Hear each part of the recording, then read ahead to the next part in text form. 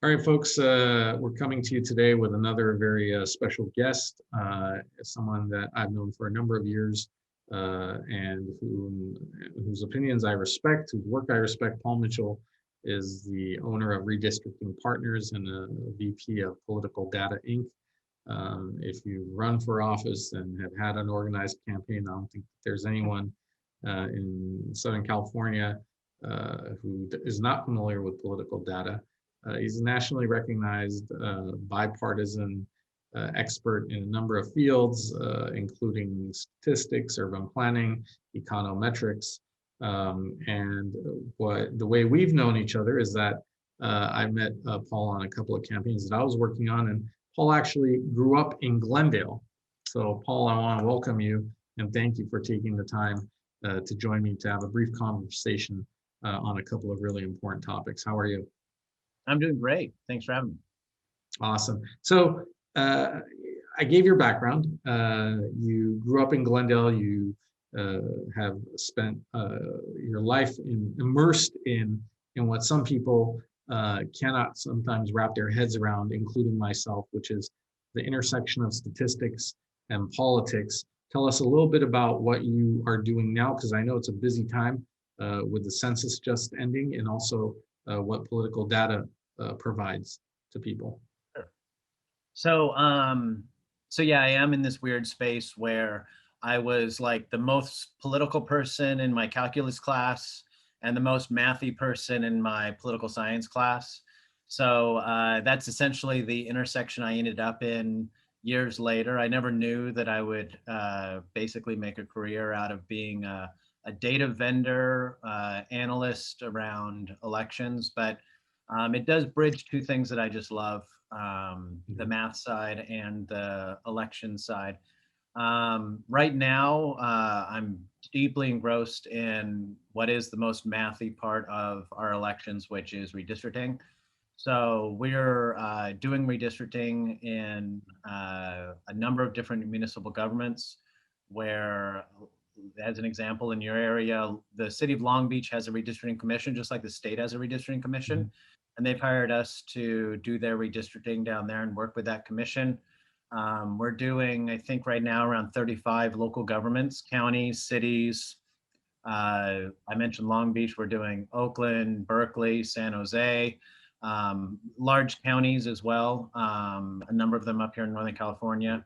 And then we also do work for nonprofit groups, associations, to try to impact the redistricting process in other areas. So if like Equality California is one of our clients, they're working to empower the LGBTQ community in the redistricting process by helping identify where those populations are and making sure that if there's an LGBT population and there's a redistricting, that they're not dividing that population up into a bunch of little slivers where they have their voice, their political voice, kind of muted by the redistricting process. And that happens quite a bit, right? Whether intentional or unintentional. In the past, probably more intentionally, but marginalizing minorities, smaller groups that have traditionally been underrepresented at the decision-making level by taking a group and splitting it into multiple districts. Yeah.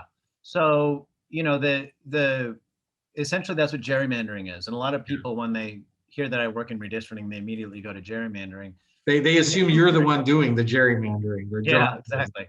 Hopefully it's not. The reverse. You're actually. Yeah. So we're working, when we do this work, we're trying to affect kind of a good government outcome with all of our local redistrictings and all of our contracts that we're doing to try to impact the redistricting process are also done through that lens. So just before this call, I was doing a letter to, in the state of New Mexico, we have a contract with Common Cause where we're doing work to help that statewide redistricting commission.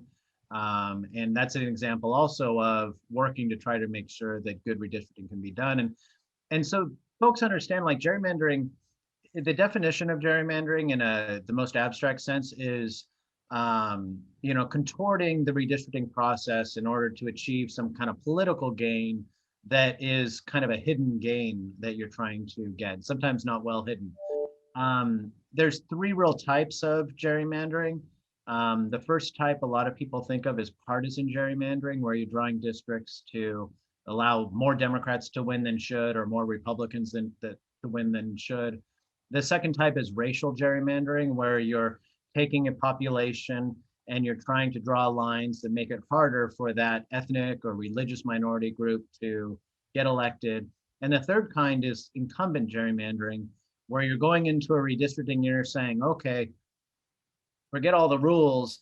I just want to make sure that when we're done, all the incumbents have a seat and we're maximizing the ability for incumbents to get reelected. And Yeah, all three which of happens probably, that's probably the most common one, because it is. most of the time the people who are drawing these lines are the ones who have the seats of power. So it's about self-preservation. Yeah, the statewide redistricting commission for California now can no longer consider incumbents or political party, Good. and they don't do incumbent gerrymandering. But the prior redistricting, the last one the state legislature did, was actually a deal between Democrats and Republicans that if the Republicans would vote for certain budget items, then the Democrats would give them districts that they could run in for the remainder of the decade. And so that horse trading around incumbent protection is what created the lines. And the ultimate loser in all of those kind of scenarios are the members of the public. Yeah. When you have a redistricting that splits up communities and weakens political power for communities by dividing them up into a bunch of different districts because they're trying to, make sure somebody can get elected, or kind of make sure that this ethnic group doesn't get too many city council seats or whatever it is, those things ultimately negatively impact the public. Well, it's a story as old as time, right? I mean, it's since the beginning of this country, there's been efforts such as this. Yeah, the gerrymandering power is an incredible, I guess, motivator or aphrodisiac, whatever you want to refer to it as, but it makes people do some very shady things. Now, let's talk about why redistricting is so much in the news now, and that's because we're in 2021, and per our founding of our country, every 10 years we have a U.S. census that counts the number of people living in the United States. And it's not just for, to provide a set of numbers for the statisticians or folks like you, but it's directly related to our representative form of government. So the census was conducted last year. I think some controversy. And now we have a completed census. What do you think? What do you think this census is going to mean nationally, and more specifically for California? Well, there's a number of things. First off, the census was kind of embroiled in a lot of controversy throughout its administration. There was a lot of discussion and debate about whether or not they were going to count non-citizens in the census, how they were going to report data. When COVID struck, then it was the processes they were going to use, how long they were going to stay in the field and can try to conduct interviews to make sure they got a whole count. Basically, anything that could go wrong seemed to kind of go wrong in the redistricting or in the census process, but they finally did get done. And now we're in a delayed period where all the data should have been released as of the end of March. But we're probably not going to see the final redistricting and census data in the official format until September 30th. Yeah. But in mid-August, we should get data tables that can be utilized to kind of give us a starting point for most redistricting. So now you're talking about the very specific drilling down figures and data, but we already have some sense as to what overall numbers are, right? And yeah, so about a month ago we saw the news stories that New York was going to lose a congressional seat, and I guess California may potentially lose one as well, right? Or will. Yeah, so based on the estimates, New York was supposed to lose 2, it only lost 1. Florida was supposed to gain 2, it gained 1. Texas was supposed to gain 2, it gained 1. Arizona was supposed to gain 1, it didn't gain any. Colorado gained a seat. There were a number of other states where we had small adjustments, but actually historically not that much in terms of shifting of congressional seats as there has been in the past. And what's going to happen here in California? California is going to lose a seat for the first time. In the state's history, it's only gained seats until 2010. In 2010, it held stable at 53. And this census cycle, we're actually going to be losing a congressional district going into 2022. So let's talk a little bit about that. Losing a congressional seat, for some that may seem like a big deal, but this is how our government functions, right? We reapportion, and population movements result in these changes.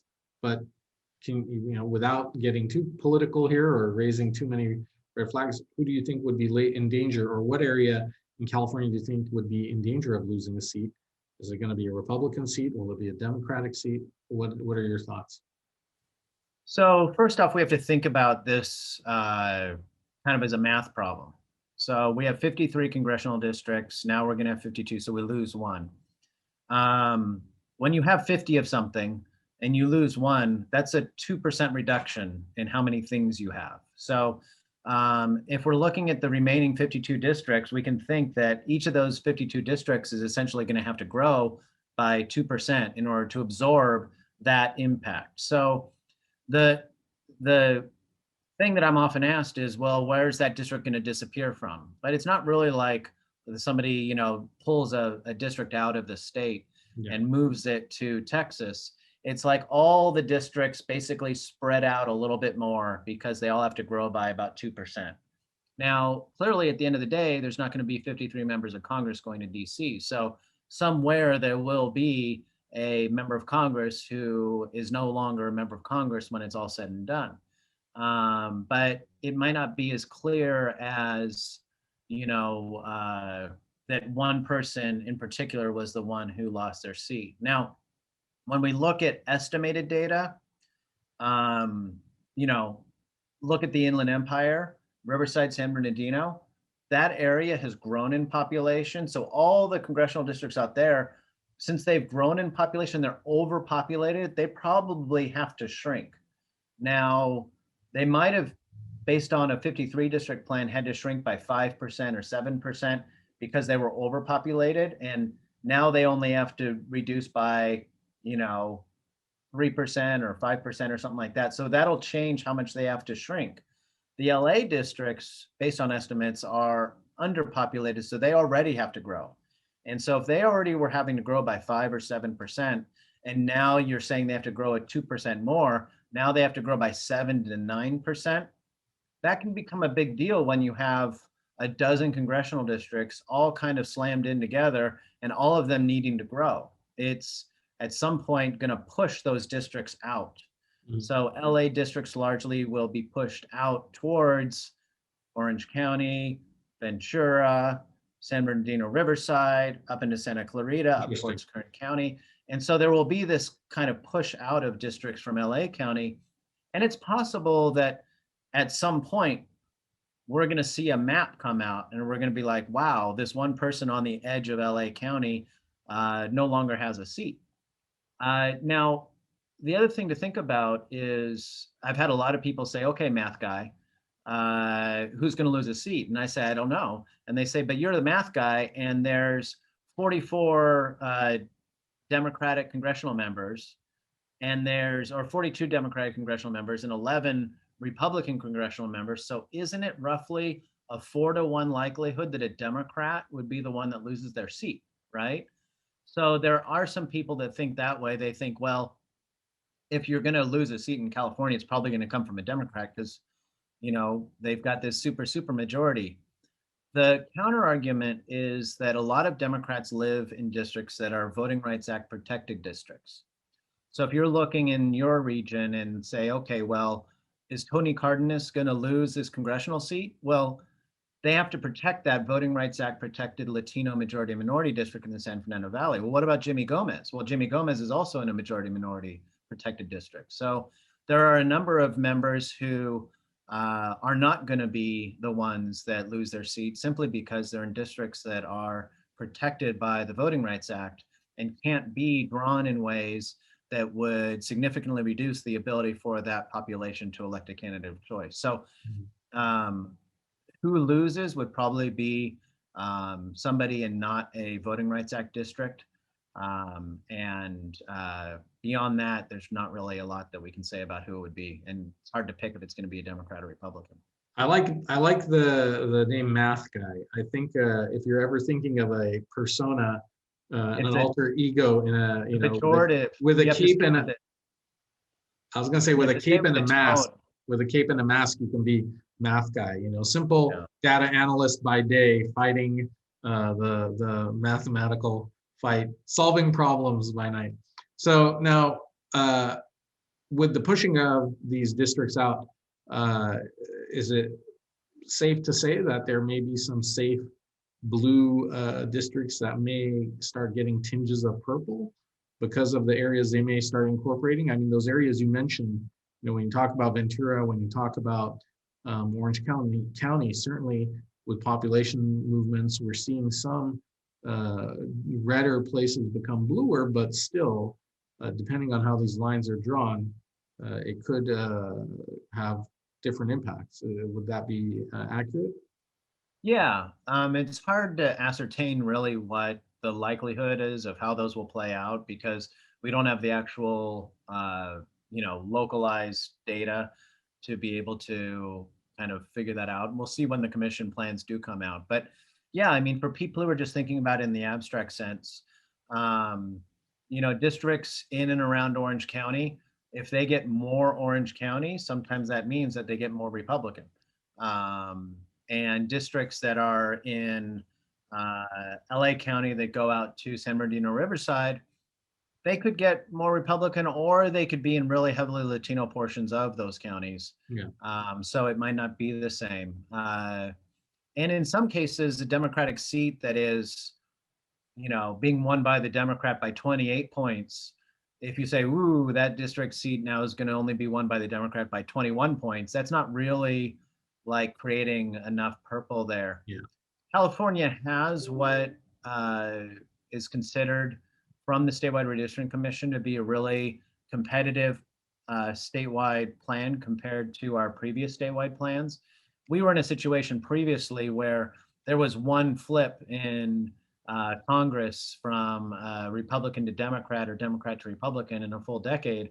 And we've had, 7 seats flip one way to the other in 2018 and then a handful of those going back in 2020. So the amount of movement we've had has been much more significant than in past elections. But with 52 or 53 districts, if you said, hey, Paul, we have 5 competitive seats, that's still only 10% of the state's districts. It's not that competitive. Well, I think one of the districts to watch is definitely California's 25th congressional district. I think the one that extends, it's probably one of those districts that does extend over county lines, if I'm not mistaken. I'll have to go back, look at the map, but it's the one where Mike Garcia Republican, held on to win a seat that went to a special election. And I think it's still one that can go either way, depending on who comes out to vote and how who's more motivated. So it'll be an interesting one to watch. I don't know if you agree with that. Well, I mean, if you unpack my previous stuff, I say maybe things on the periphery of LA County, that's going to be a little bit more dodgy. Maybe districts that aren't majority minority Latino districts, those are going to be a little more dodgy. And the 25th kind of qualifies under both of those.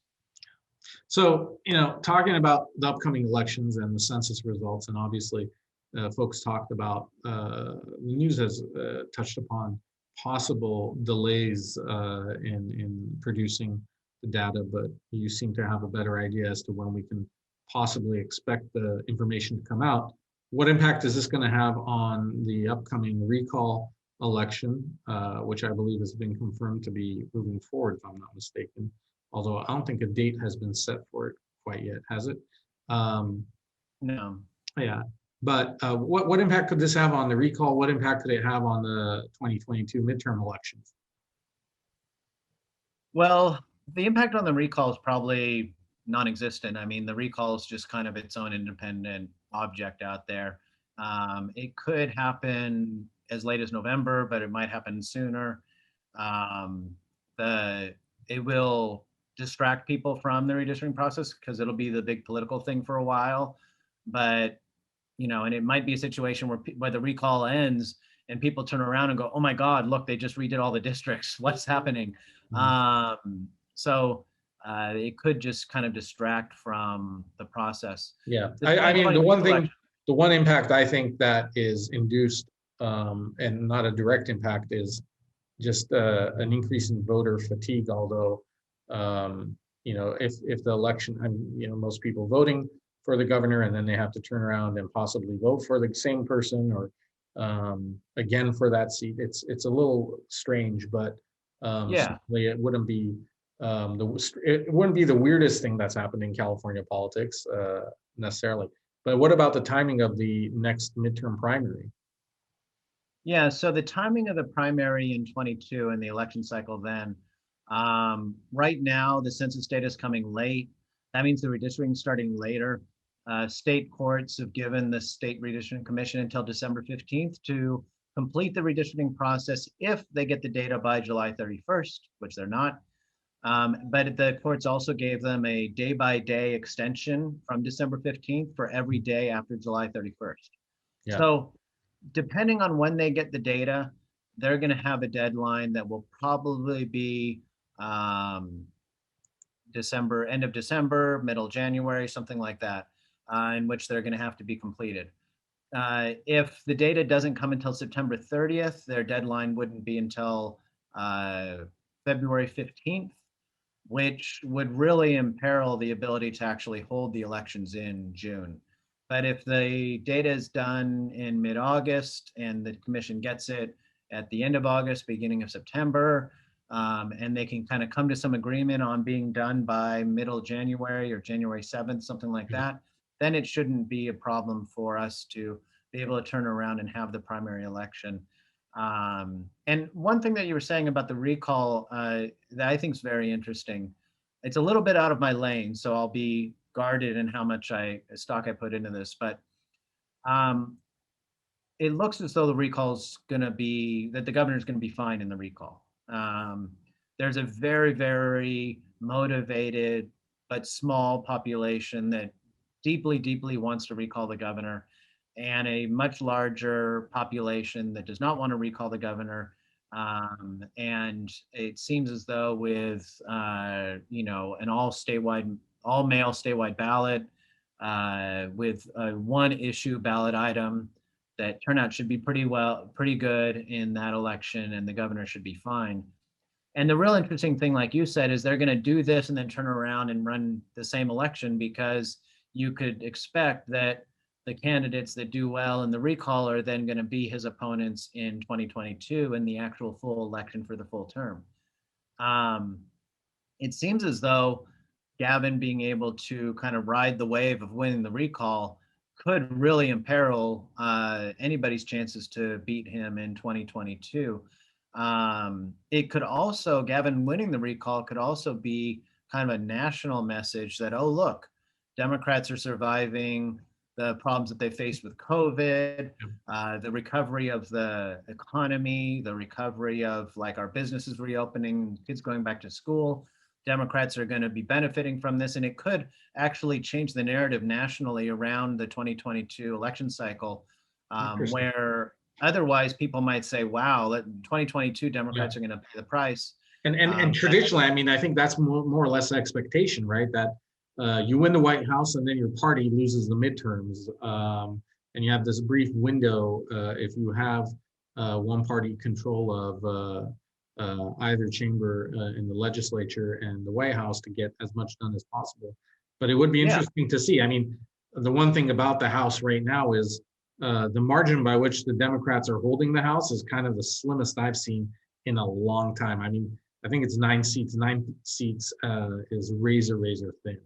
But you're right. If California ends up being a bellwether kind of recall election, it could spell other successes across the board for them. Yeah, the term bellwether is exactly the right term, because one of the things that traditionally we see is there are some states, like I think New Jersey and Virginia, that have elections in odd-numbered years.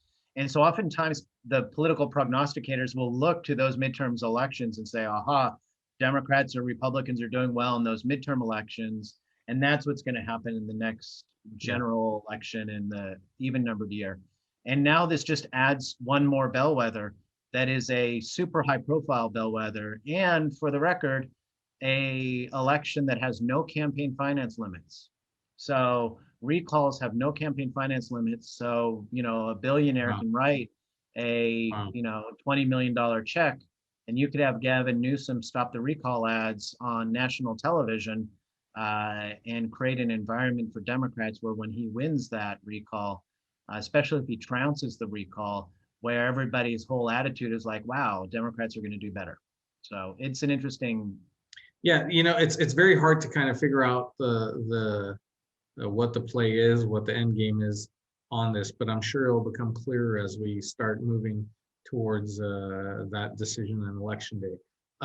Let's talk about quickly about, we talked about cities and other agencies all moving towards districts. It's been partly because of pending lawsuits. Others have done it for other considerations.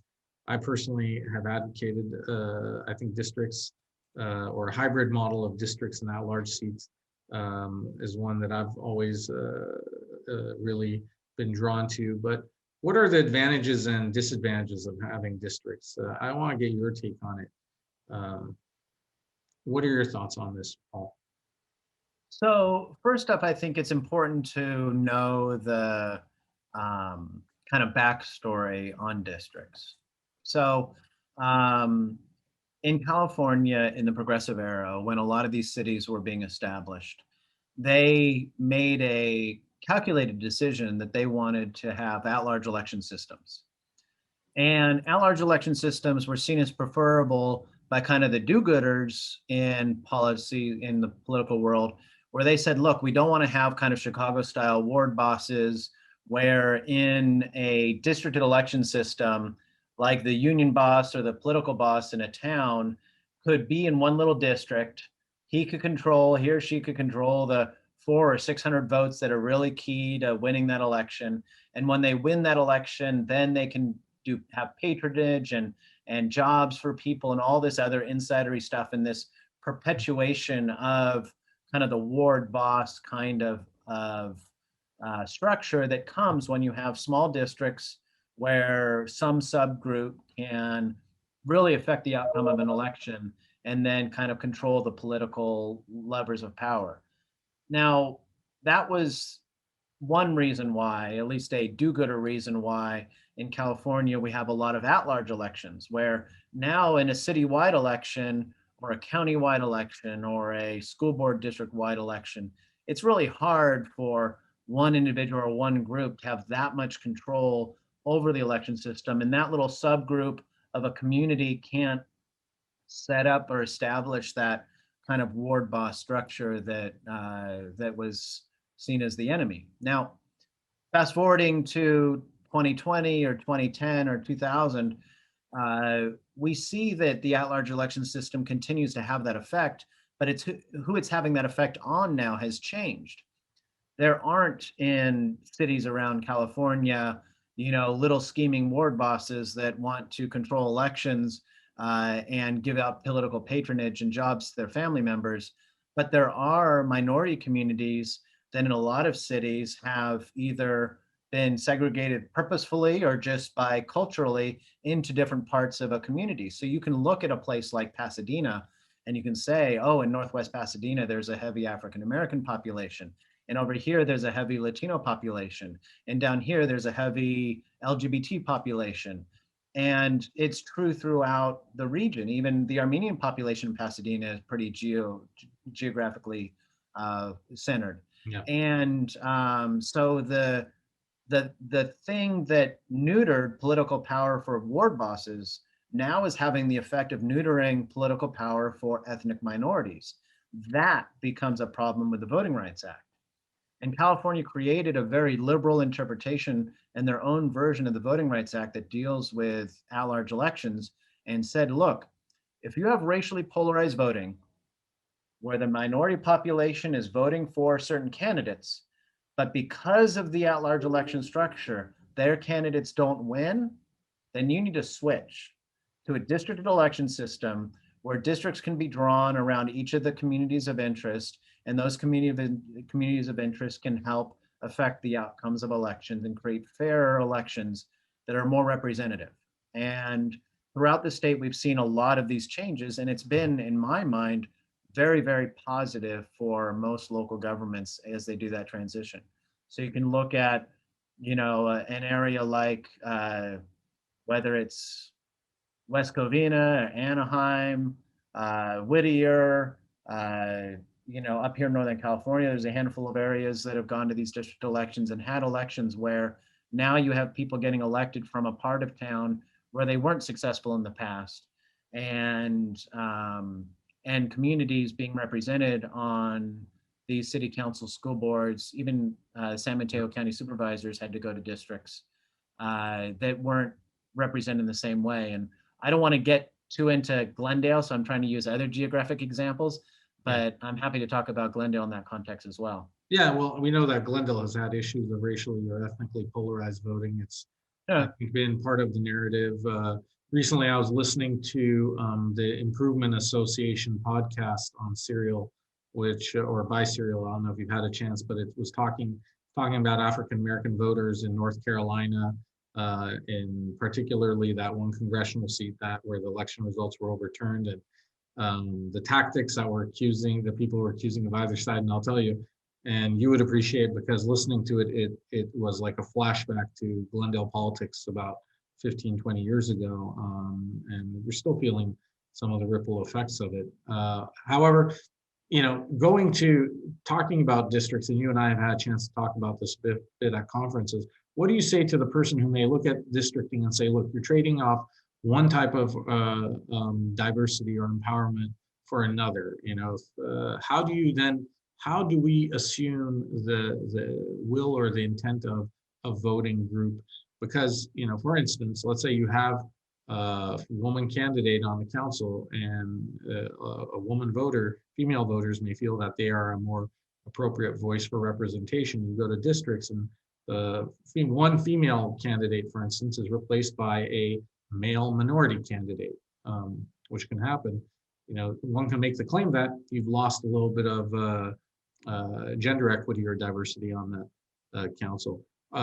Would you say, or what are your thoughts on, for instance, instant runoff or cumulative voting or voting systems in place of, or what do you think would be an alternative to districts that could be as effective as what the intent of districting was through the Voting Rights Act? So first off, the California Voting Rights Act really doesn't give a true avenue for somebody to use an alternate election system in lieu of districts. Sure, because yeah, absolutely. Even if you go to another we're talking theoretical here. This is a theoretical thing, because I know the law is the law. So here's my thought. Cumulative voting, ranked choice voting, there are different methods of voting in election systems that, in a theoretical sense, could play out to provide that same goal, or reach that same goal of allowing minority groups within a area to elect some of the candidates of their choice, and also allow other groups to elect candidates of their choice in an efficient way. That if we were to get everybody who's watching this, put us all in a classroom, go through a mock election, we could say like, wow, look how easy this system works, and it's really great. And we always seem to get to a representative government that is fair for all of us, that we all think is great. The challenge is applying that in the real world. I kid you not, I was just on a conference call with a state judge and somebody from the Secretary of State's office from a state of the United States of America.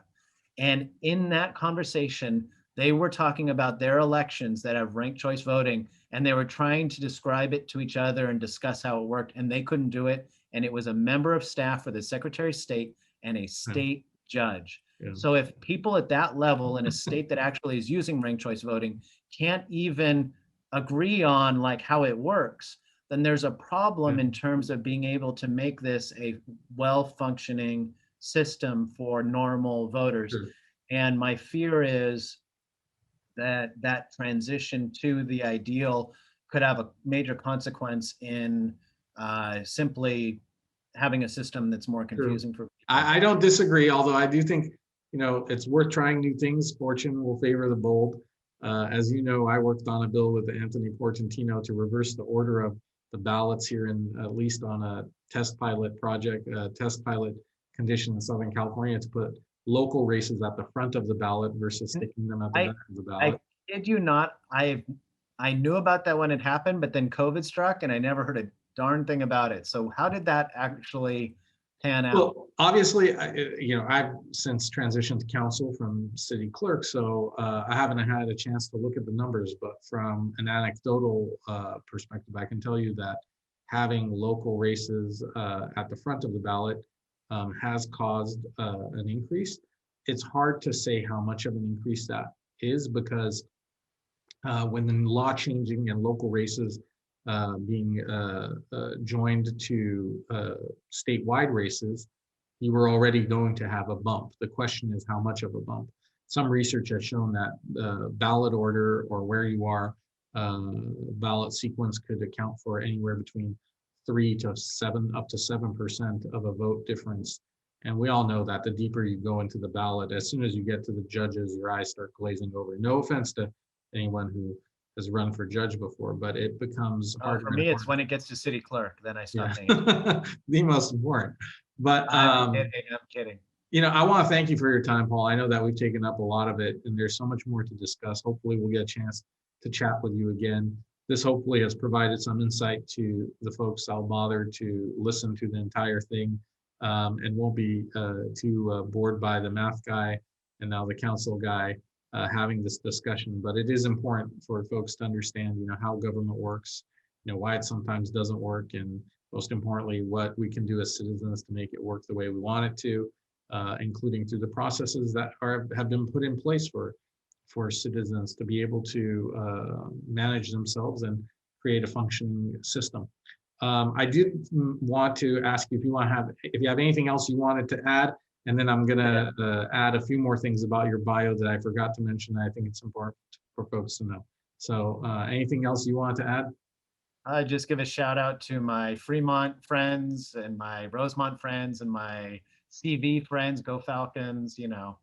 I think that's about it. I'm proud Glendalian. My mom still lives up there, just below Montrose. I love it every time I come by there.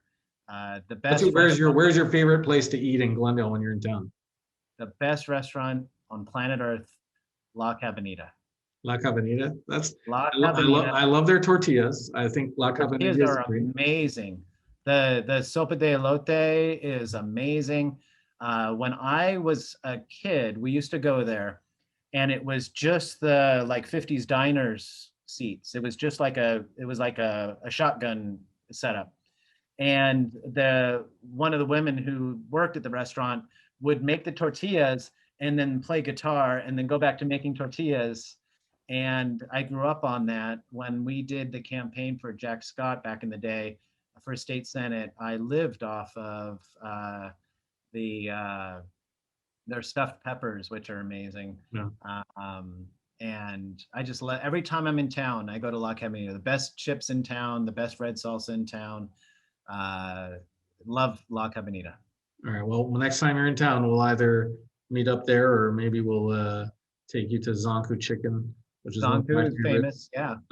So if it's good enough for Beck, it's good enough for me. That's right. It's all about the garlic sauce. So let me just thank you again for your time, Paul. And I want to say that besides, obviously, people hopefully from this discussion have gotten a sense of your deep knowledge of the subject and your passion for it. But I'm not the only person who appreciates you. I want to add that you've been featured on CNN in documentaries, as well as you've been named Capital Weekly's top 100 list of most influential people in your field in politics. So I want to thank you for sharing some of your insight and your knowledge with us.